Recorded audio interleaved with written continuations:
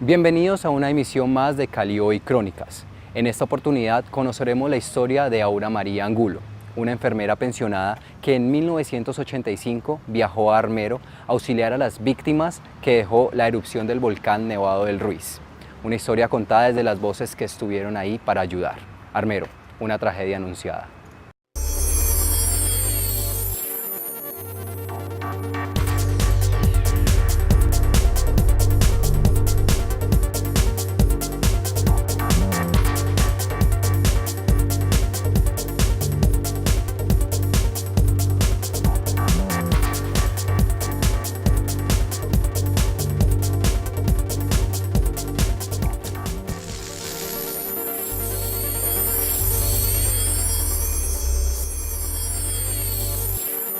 El 13 de noviembre de 1985, Colombia se enlutó.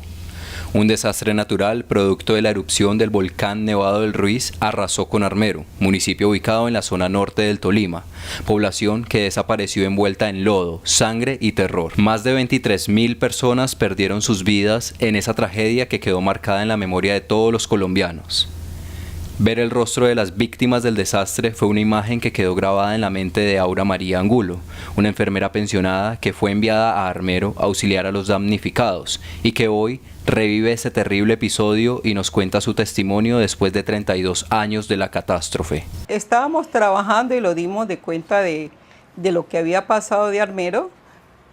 Mi jefe de ese momento llamó a todas las que éramos enfermeras para que tendríamos que ir un grupo a Armero. Nosotros fuimos en carro y llevamos agua, medicamentos y ropa. Primero llegamos, dejamos la ropa y después de eso nos tocó entregar el agua. Entregamos toda el agua que llevamos y nos quedamos sin agua para tomar. Y cuando llegamos a Neira eso era desastroso. Muy lamentable ver la gente que gritaban buscando a sus familiares, porque no han herido, sino que las personas las sacaban del barro, ¿no? Y eran como en forma de unos monstruos, ¿o qué? Que habían que echarle agua y lo echaban en las ambulancias y corra para el hospital para Ibagué, ¿no? Tratábamos de llegar hasta al fondo, ¿no? Por donde estaba Omaira. Pero el jefe de bombero y los enfermeros que llegaban no los dejaron ir porque era imposible uno llegar allá porque mucho lodo y mucho calor porque era un lodo caliente que humeaba, que los podía quemar, ¿no? Y no se sabe en qué momento uno se podía ir por las partes donde uno pasaba. Era como un poco difícil que uno podía irse al vacío. Al ver el rostro cubierto de barro de los damnificados por la tragedia, Aura y su equipo de enfermeras y médicos entregaron todo el agua que llevaban, quedándose sin una gota del recurso hídrico. Y ahí empezó su calvario, pues el calor era insoportable. Con ese calor, como a las 4:30, 5 no había nada que tomar. Apareció un señor vendiendo unas cervezas ahí y eso era como una huepanela caliente. Yo tomé un traguito y todo el mundo dejó eso ahí porque pensábamos que con una cerveza, una póker lo íbamos a refrescar. Nadie pudo tomar esa cerveza.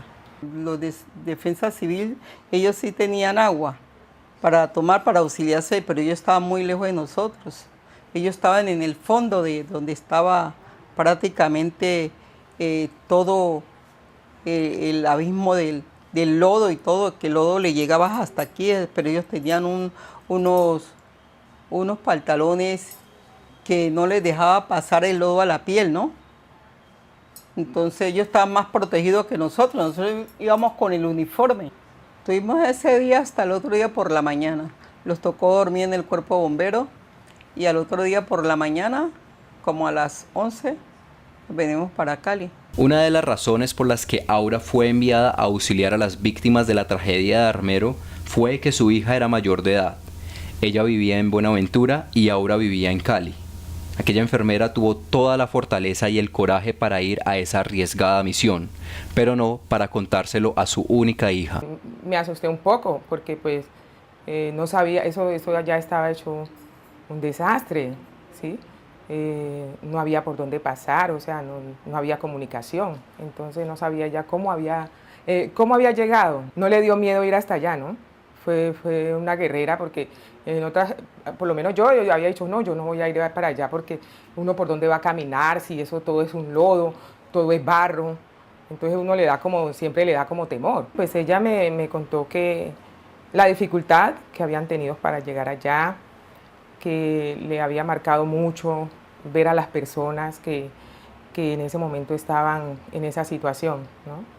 Entonces daba mucho pesar y también al mismo tiempo como esa impotencia porque no se podía hacer nada. Era como una muerte anunciada, ¿no? Así como uno dice que pues a la gente como que se les había avisado y no se tomaron las precauciones.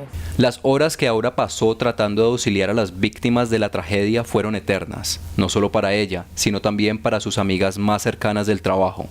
Una de ellas es María del Rosario Martínez, quien no paraba de preguntar por ella. Pues nosotros todos los días llamábamos a ver cómo estaban. Venía muy triste, la tristeza de la gente allá, el desespero que unos gritaban, unos corrían, otros, mucho desespero de la gente. Después de comerciales, hablaremos con el periodista y docente Jorge Manrique Grisales, quien en 1985 fue enviado a Armero a retratar la tragedia y contarle al país los dolorosos momentos que se vivieron tras el desastre.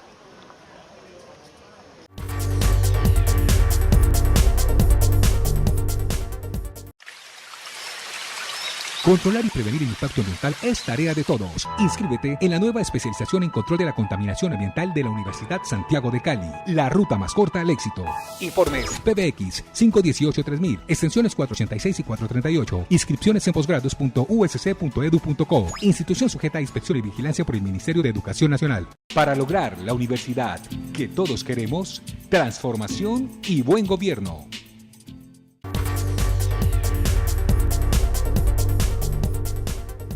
En el año 1985, la erupción del volcán Nevado del Ruiz borró del mapa el municipio de Armero, norte del Tolima. 3 décadas después, una enfermera que viajó hasta allá a auxiliar a las víctimas y un periodista que capturó los dolorosos momentos nos cuentan por qué después de tantos años las cicatrices que dejó la tragedia aún siguen abiertas. Cuando llegamos a Armero, pues lo que encontramos fue una avalancha que hasta ahí llegó el carro y de ahí para adelante a pie.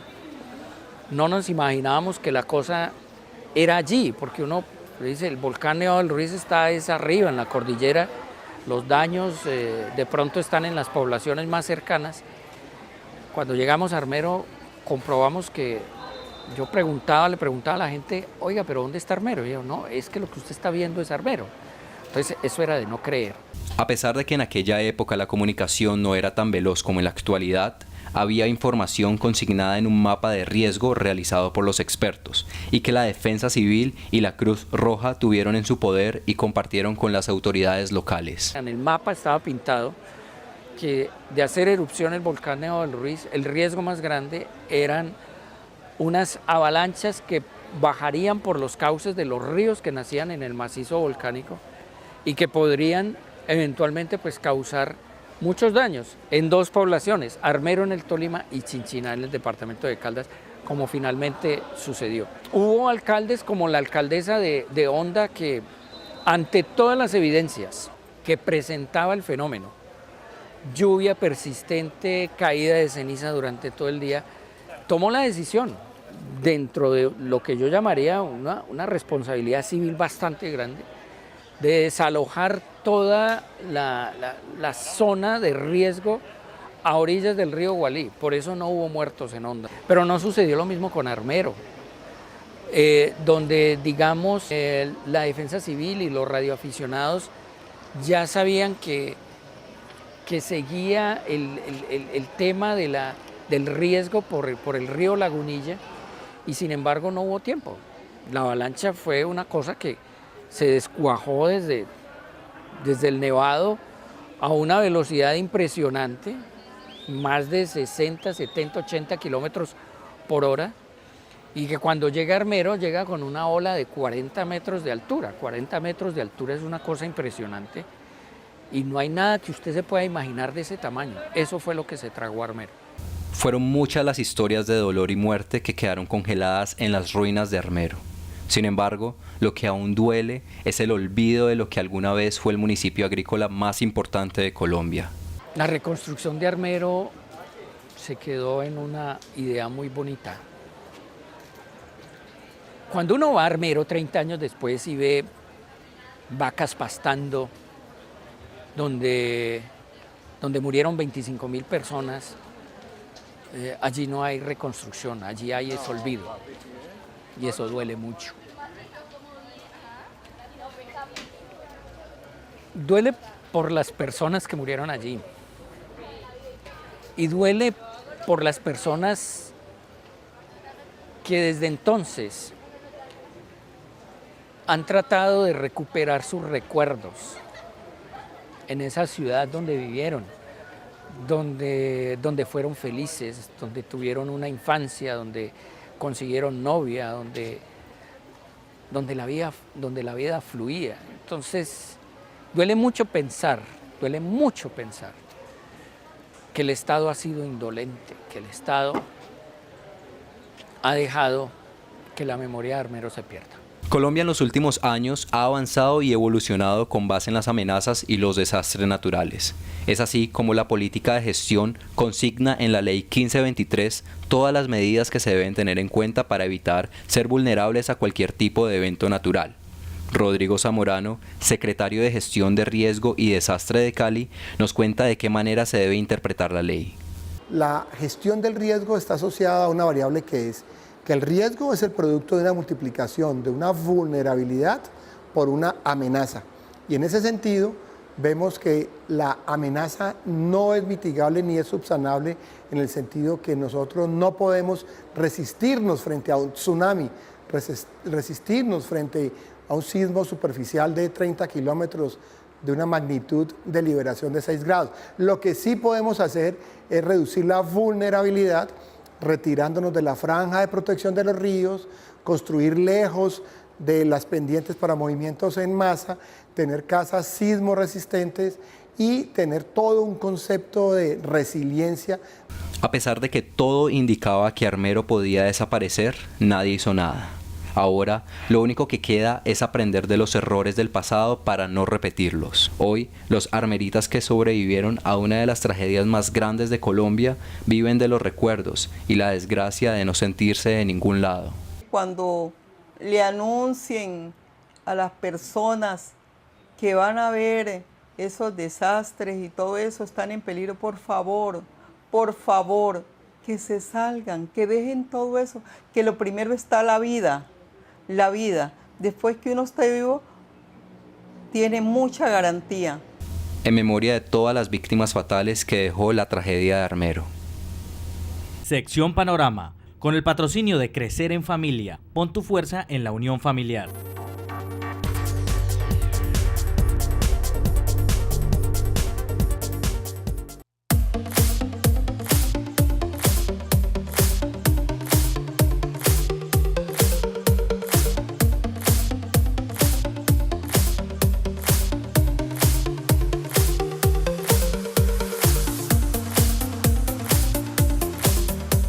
Los oficios pueden entenderse como las ocupaciones habituales o prácticas que gracias al uso constante de técnicas desarrollan niveles elevados de habilidad en quienes lo realizan.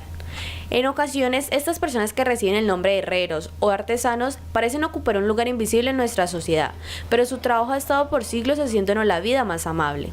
Este es el tema de la exposición fotográfica Oficios, la cual a través de 30 fotografías resalta el patrimonio cultural colombiano. Memoria Viva Oficios nace también de una serie documental que nace en el 2016 con 30 capítulos y para el 2017 hicimos la apuesta de hacer un registro fotográfico del quehacer diario de estos maestros. Hoy tenemos ante nosotros una exposición fotográfica con unos textos que nos contextualizan su realidad y su oficio. Y hemos encontrado en el camino cómo esta gente, a través de su oficio, pues no solamente sobrevive, ¿sí?, sino que dan una fuerza, un valor a lo que ellos representan y a lo que nosotros somos como colombianos. Esta muestra fotográfica nace de la producción audiovisual Memoria Viva, realizada por las Direcciones de Patrimonio y Comunicaciones del Ministerio de Cultura y que cuenta con la participación de Alexander Arteaga Criollo, egresado del Programa de Comunicación Social de la USC. Hoy en día ya hago es una narración audiovisual, pero tengo que tener una gramática visual. El punto y coma, el punto aparte, los dos puntos existen en el audiovisual. Y es lo que yo, a partir de ese primer conocimiento y la experiencia que he ido adquiriendo en la vida y a veces equivocándome, ya logramos crear un concepto claro de cómo, desde este punto de vista, cómo contar la cultura, ¿sí? Crear contenidos culturales. Ahora yo me puedo decir, entiendo cómo contar mi cultura, nuestra cultura. Este comunicador ha desarrollado un lenguaje audiovisual propio que se basa en sondear la sensibilidad de los personajes que retrata. Actualmente trabaja en la Dirección de Comunicaciones del Ministerio de Cultura como realizador audiovisual e invita a las nuevas generaciones para que visiten la obra que se encuentra expuesta en la Biblioteca Departamental Jorge Garcés Borrero.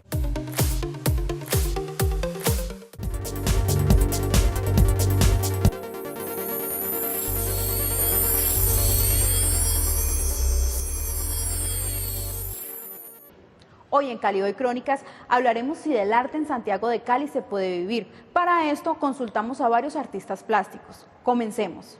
En la capital vallecaucana se ha venido trabajando el área de la cultura. Por eso hoy día se cuenta con espacios como ProArtes, la Biblioteca Departamental, el Centro Cultural Confandi, la Secretaría de Cultura, entre muchas más salas que abren sus puertas para que los artistas plásticos den a conocer sus obras a caleños y extranjeros. Sin embargo, la afluencia de público aún es escasa. Además, algunos artistas perciben que el apoyo se enfoca en otras ramas de la cultura, como la salsa. Como por ejemplo el arte plástico es una actividad silenciosa, callada, de introspección. Entonces no se le da tanta difusión. Aquí somos más, me imagino que por el trópico, porque somos más, no sé, nos gusta la rumba, nos gusta ese tipo de cosas. Este tipo de actividades de pronto no nos motivan tanto como puede ser un tema musical. Por otra parte, Víctor Fernández, también artista plástico, explica desde su punto de vista la facilidad con la que inició en este campo y lo complejo que es estar vigente con cada obra que pinta. Bueno, pues el proceso fue, yo creo que inclusive al principio fue mucho más fácil, porque tú eres un artista que estás apenas en el desarrollo, vas aprendiendo, la gente te empieza a comprar tus cuadros porque lógicamente van a ser mucho más económicos que ahora que uno ya tiene esa experiencia. A raíz de ahí, las exposiciones, cuando tú expones, tú empiezas también a participar en concursos. Por ejemplo, yo participé en una subasta que pasó en Bogotá para la presidencia de Antena Mocos. Entonces, ahí se evaluó la obra un 40%. En efecto, todo no es color rosa, pues hablamos con varios artistas plásticos y uno urbano quienes coincidieron en nuestra pregunta inicial. ¿En la actualidad se puede vivir del arte en Cali?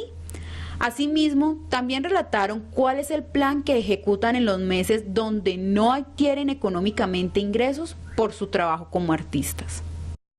Vivir del arte aquí en Cali, en Colombia en general, es difícil. Entonces a veces, bueno, todas las veces nos toca recurrir a otro tipo de actividades como son dictar clases de pintura o de lo que nosotros hacemos. O en mi caso, por ejemplo, yo recurro a las artesanías y participo en diferentes ferias artesanales vendiendo productos que muestran mi arte, pero en pequeñito, en formato pequeño. Es una alternativa debido a que es un mercado muy difícil aquí. Yo creo que se sobrevive en cierta medida porque difícilmente se obtienen los recursos para uno poder sacar adelante sus proyectos, tanto de vida como proyectos sociales o culturales, pero se vive porque elegimos esto porque realmente lo queremos, lo amamos y eso muy pocas personas en este país o en el mundo pueden hacerlo, es decir, yo hago esto porque me apasiona y porque realmente lo quiero hacer, lo disfruto. No lo hago por dinero, si bien lo necesito para poder avanzar, no es necesario para poder estar haciendo lo que estoy haciendo. En esa época, pues yo tengo una empresa de pulpas, de fruta, entonces también me empiezo a bandear por esa parte. Porque digamos que un 50% de la pintura pues, se puede subsistir, no un 100% como antes. Al regresar de comerciales, el director de comunicaciones del Ministerio de Cultura, Argemiro Cortés, expone el proceso que viene desarrollando con relación al arte en Cali.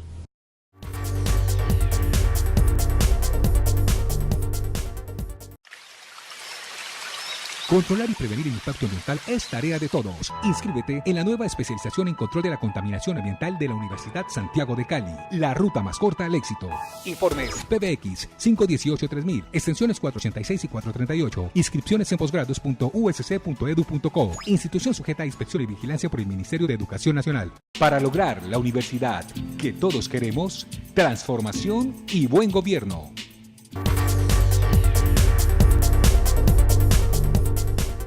Hoy estamos hablando si en la actualidad se puede vivir del arte en la capital vallecaucana. Por este motivo, Cali Hoy Crónicas acudió a varios artistas plásticos y uno urbano, quienes coincidieron en la misma respuesta. Continuemos. Bueno, yo creo que eso es un tema paulatino que se viene dando. Hace 20 años pensar Cali era una ciudad con, digamos, con un tema cultural muy fuerte. Había ciertas dudas, digamos, era buena en el teatro, buena en el cine, pero no tenía muchas, en otras expresiones, digamos, mucha cercanía. En los últimos años hemos visto que la ciudad tiene un gran trabajo cultural y cada vez yo siento que hay mucho más interés, sobre todo en los jóvenes, en las artes plásticas, en la danza contemporánea, por supuesto en la música, en el teatro. Yo soy muy optimista con la ciudad y de verdad creo que una de las ciudades que más trabajo cultural tiene en Colombia es Cali. Hay un trabajo serio que pues, durante muchos años se ha venido dando. Por otro lado, el tema de la industria cultural ha hecho posible que hoy muchos artistas puedan vivir del arte, cosa que hace 20 años eso no sucedía. Hoy es posible vivir del teatro, seguramente con ciertas limitaciones, de la danza, de la música, de las artes visuales, de las artes plásticas. Entonces, evidentemente sí nos falta público, nos falta mucha formación de público, pero yo creo que vamos por un buen camino. Necesitaríamos seguramente más apoyo del sector privado, más políticas públicas, más participación de las universidades, pero bueno, yo creo que el trabajo se está haciendo seguramente despacio, pero cada vez más segura. Por otra parte, hablamos con la jefe de Servicios Culturales de Confandi, entidad privada que también cuenta con salas para exponer obras por parte de artistas plásticos, y nos contó de los servicios y convenios que manejan para fomentar el arte. Nosotros realizamos alrededor de 10 exposiciones en el Centro Cultural, es en promedio una mensual, algunas duran un poquito más, mes y medio. Y tenemos un convenio muy importante con el Museo de la Tertulia, donde tenemos exposiciones itinerantes. De tal manera que, por ejemplo, en los colegios de Jumbo, en Terranova, los que mencioné, pues llevamos allí exposiciones itinerantes del Museo de la Tertulia. ¿Cómo seleccionamos? Pues digamos que ya hay como establecidos unas exposiciones que nos interesan. Asimismo, nos reunimos con la encargada del área de Mercadeo y Cultura en la Biblioteca Departamental, Jorge Garcés Borrero, quien relató que por la demanda que vive la ciudad con los artistas han debido crear nuevas salas de exposición. La Biblioteca Departamental en ese momento cuenta con 4 espacios para exposiciones, pero que los hemos ido ampliando debido a la demanda artística que se ha generado por parte de los mismos artistas plásticos y escultores solicitando para exponer. Teníamos el hall principal como primera instancia, después ya se construyó el Domo Museo, que tiene 3 pisos, de los cuales 2 tenemos para exposiciones y 1 tenemos para talleres.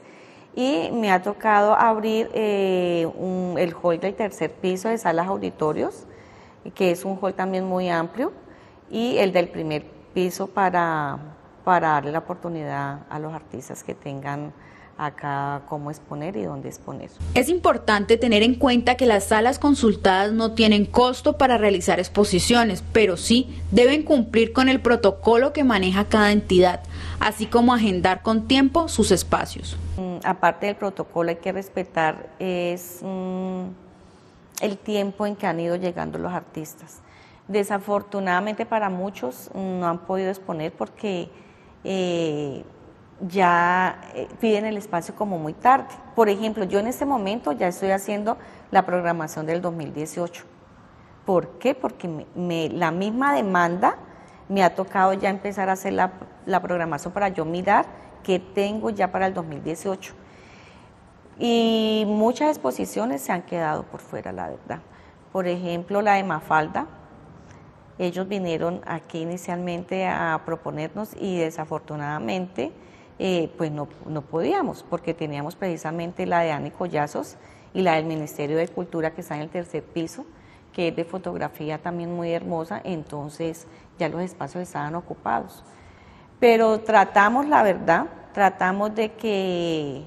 de que todos los artistas y escultores que quieran exponer aquí, darles la oportunidad. Si no es en este año, los que no pudieron exponer en el 2017, darles la oportunidad en el 2018.